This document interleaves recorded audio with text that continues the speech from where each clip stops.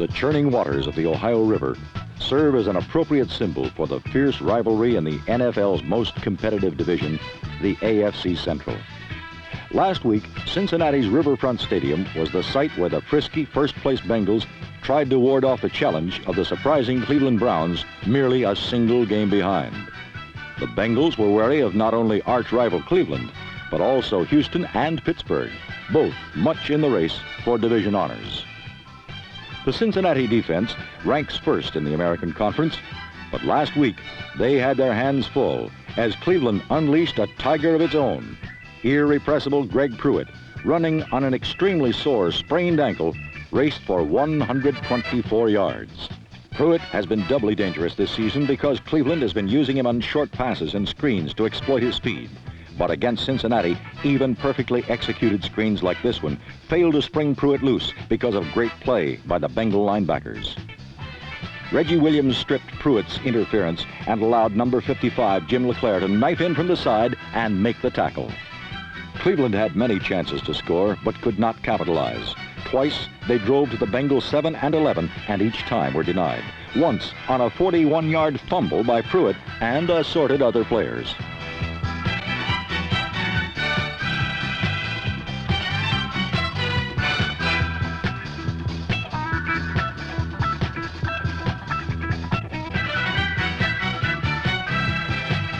Despite the foibles of the bouncing ball, one thing always certain in a Browns-Bengals shootout is that Isaac Curtis will burn the Browns. His 69-yard touchdown pass from Ken Anderson was his 17th in 4 years against the Browns as the Bengals increased their lead over Cleveland and Houston to 2 full games.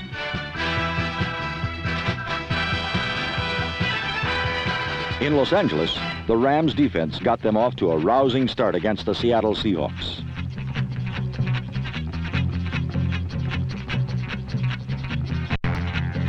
Monty Jackson's 41-yard touchdown interception was the catalyst for a big 200 yards plus passing day for James Harris, back after missing 2 games with a shoulder injury.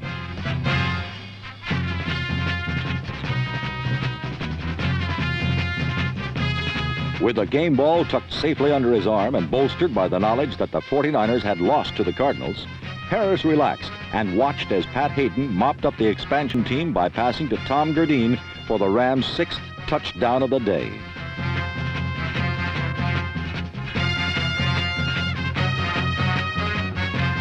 Los Angeles rolled up 45 points in its highest total of the season, but more importantly, with San Francisco's defeat, the Rams regained sole possession of first place in the NFC West.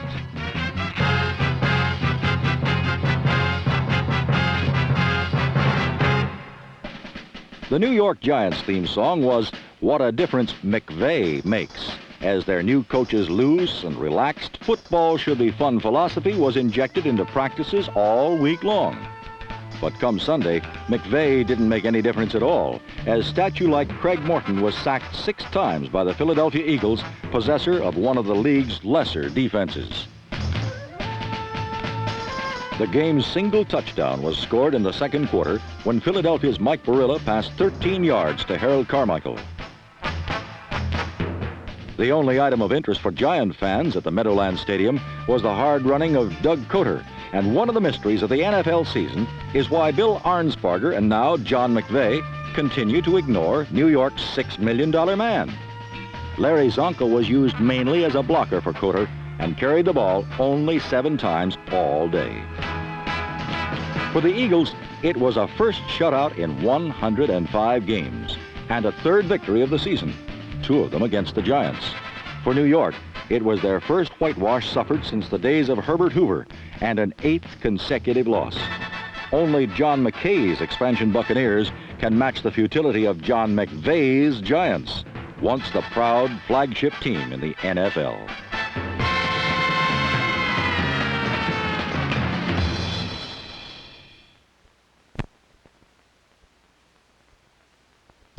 Some people in Tampa actually believe this, but last week Kansas City's conference-leading offense arrived equally well prepared.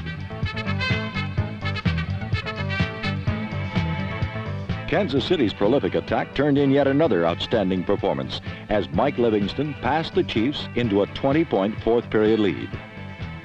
Tampa Bay football fans have suffered through a most difficult first season, but neither their loyalty nor their enthusiasm has been dissipated. And Period 4 gave Buccaneer fans a tantalizing preview of better days ahead.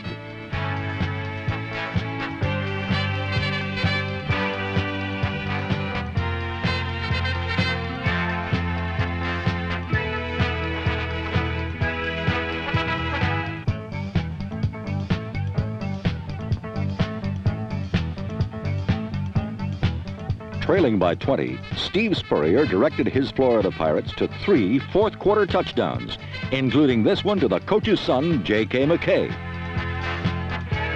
The fledgling Buccaneers rallied when they could have easily thrown in the towel. No, they're not number 1 yet, but they'll keep working on it. The Jets aren't number 1 yet either, but with new faces like number 14 Richard Todd and number 45 Louis Giamona, New York's football outlook improves a bit each week.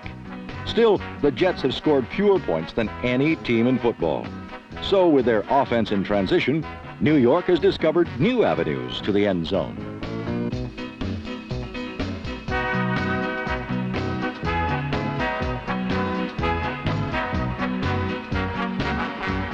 Last Sunday, for the second time this season, the Jets beat the Bills. But from here on in, for both teams, it's all uphill. Elsewhere in the AFC East, the Dolphins scored only a single touchdown against the tough young New England Patriots. But Bob Greasy's 16-yard hookup with tight end Jim Mandich proved quite enough. At the bottom of the screen, number 81, Russ Francis, knew he'd committed a no-no on this play, but quarterback Steve Grogan and wide receiver Marlon Briscoe didn't.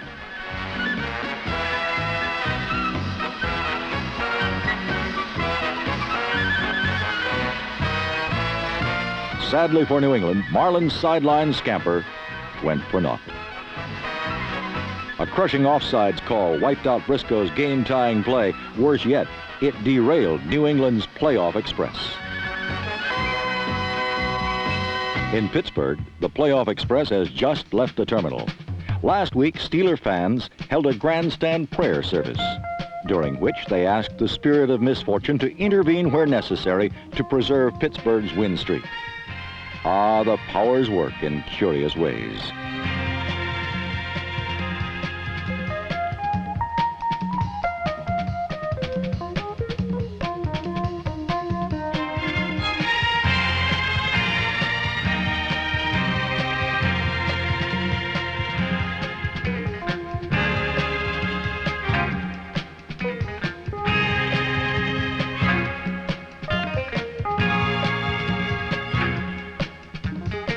While somebody out there kept pulling cosmic strings, down here for the Chargers, the football had no handle.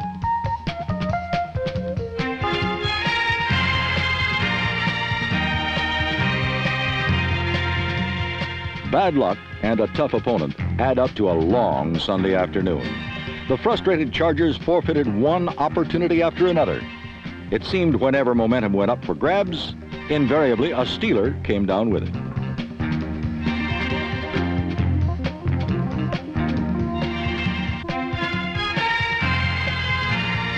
Still, the Chargers trailed by a mere 3 points as period 4 began. Time now for Pittsburgh to unveil the latest in ball control wizardry.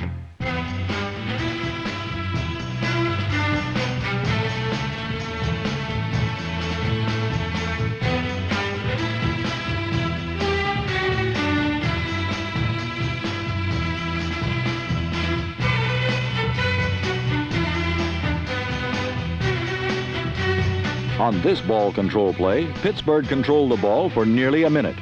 But the world champs soon got serious, and points soon went up on the board.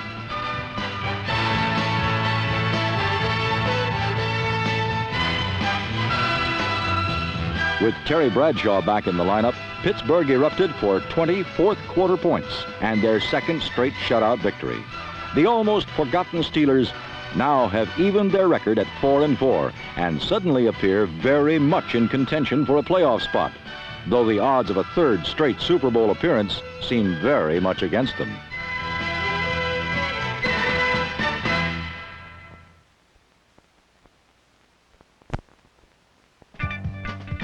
3 weeks ago, Hank Stram's New Orleans Saints defeated the Atlanta Falcons 30-0. And last Sunday in Atlanta, it looked as though the Saints just might do it again. This easy touchdown by number 34, Tony Galbraith, was canceled by a penalty.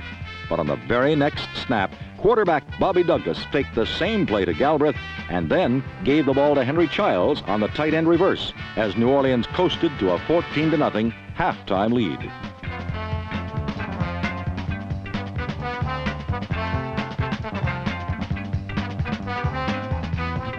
In the second half, number 16, Scott Hunter, took over for Atlanta and connected on 10 of 11 passes, 2 of them for touchdowns.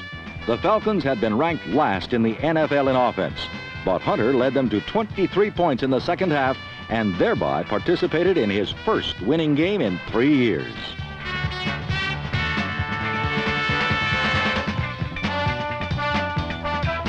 For Bobby Douglas and the Saints, it was a painful reprisal because the fans always want to know who won this week, not 3 weeks ago.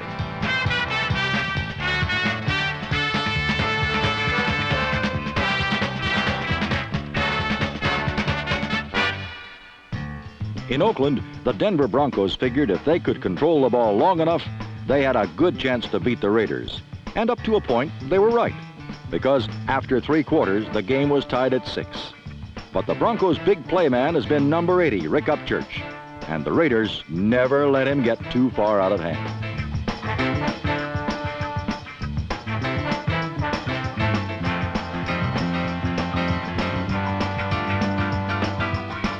Denver never did score a touchdown, partly because number 10, Steve Ramsey, spent a good part of the afternoon on his back. In fact, Oakland's blitzing defenses accounted for the staggering total of 10 sacks, and at times, it seemed pointless for Ramsey to even try to get up.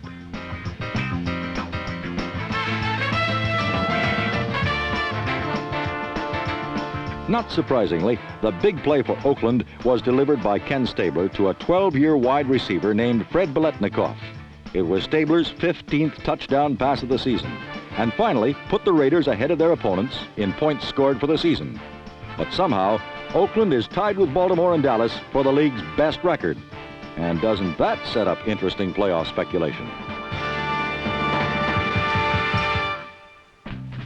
2 more contenders played one of the season's strangest games last Sunday in St. Louis.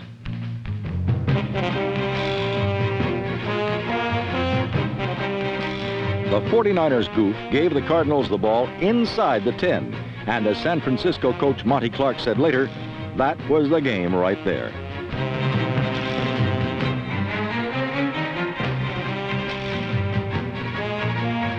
J.V. Kane's score gave St. Louis the lead after just 1.5 minutes of play.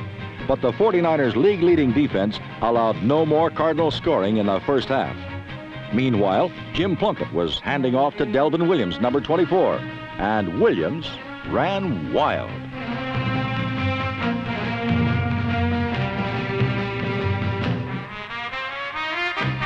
Del Williams rushed for 194 yards and the 2 touchdowns, which put the 49ers ahead at the half, 13-7. In the second half, the NFL's best pass protectors gave Jim Hart the time he needed.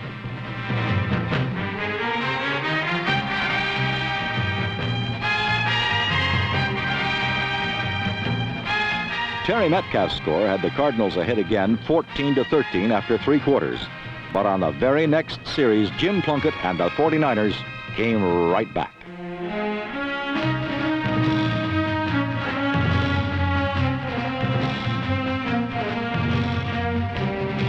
Newly acquired Jim Lash, number 87, made the big play.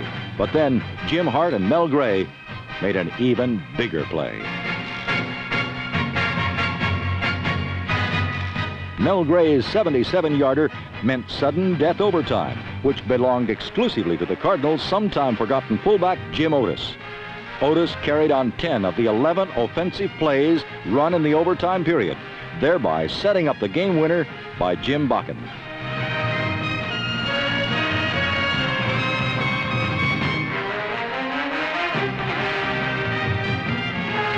For the Cardinals, who had lost in Washington 6 nights earlier, it was an important victory.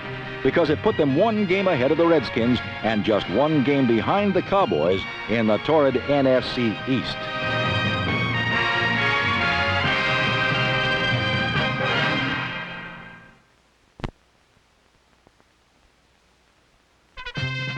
These days, NFL officials appear to be outthrowing the game's glamour men, the quarterbacks, resulting in a trend which last week again disgusted more than one interested observer and turned forward progress into disheartening retreat. At the heart of the problem, angry players see their skills being challenged by the repetitious infractions, prompting one such individual to take matters into his own hands.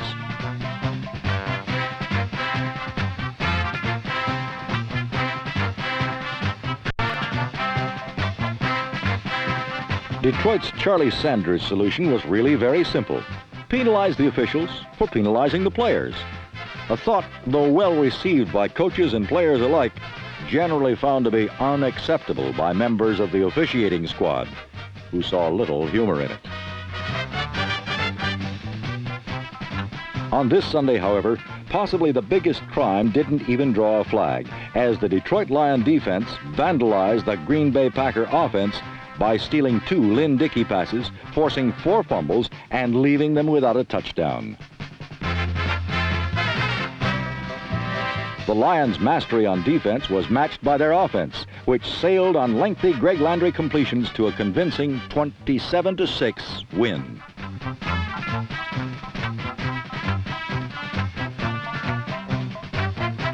Offense combined with defense to produce Detroit's blueprint for victory, and it was a similar plan which enabled Dallas to construct a triumph over arch-rival Washington.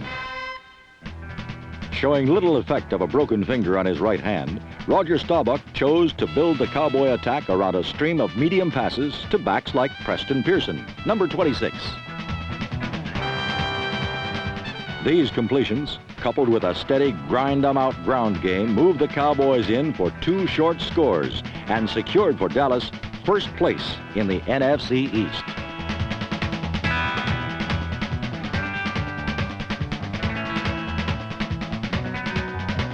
Though seldom in it, Washington did manage 1 score on a Joe Theismann to Roy Jefferson connection.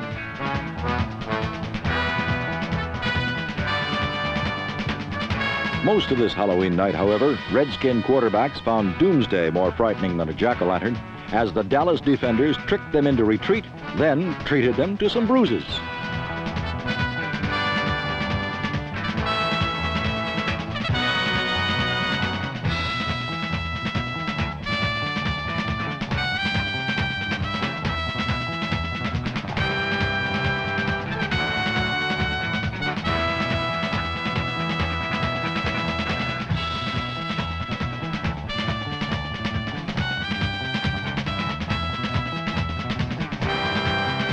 Dallas claimed victory 20-7 by placing a swift and sudden halt to Redskin passers and runners alike, in effect, by stopping the entire team. But in Chicago, the Bears weren't as concerned about stopping the entire Viking attack, but rather sought to eliminate the one man who makes Minnesota's offense work. That one individual is the multi-talented Chuck Foreman, number 44. And with a purpose to their task, Chicago proved that if you can stop Foreman, the Vikings can be beaten.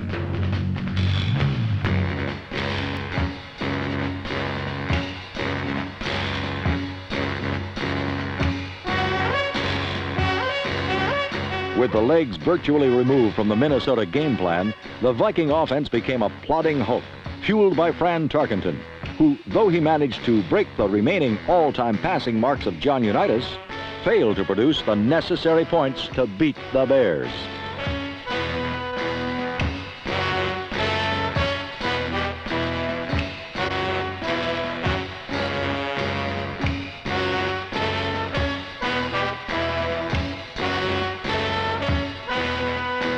Chicago's brilliance on defense was matched by Minnesota's Purple Gang defenders, who sent Bear quarterback Bob Avellini looking everywhere but the stands to search for an open receiver.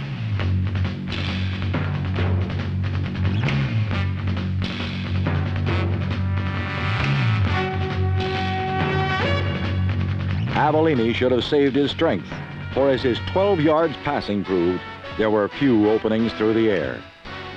But on the ground, Chicago found gaps good for 2 scores, one by number 34, Walter Payton, as the Bears eased past the Vikings 14-13. The NFC Central, once scoffed at for its lesser teams, suddenly has both the Bears and the Lions from which to draw credibility, as each pursue the Vikings in a race for a possible playoff slot.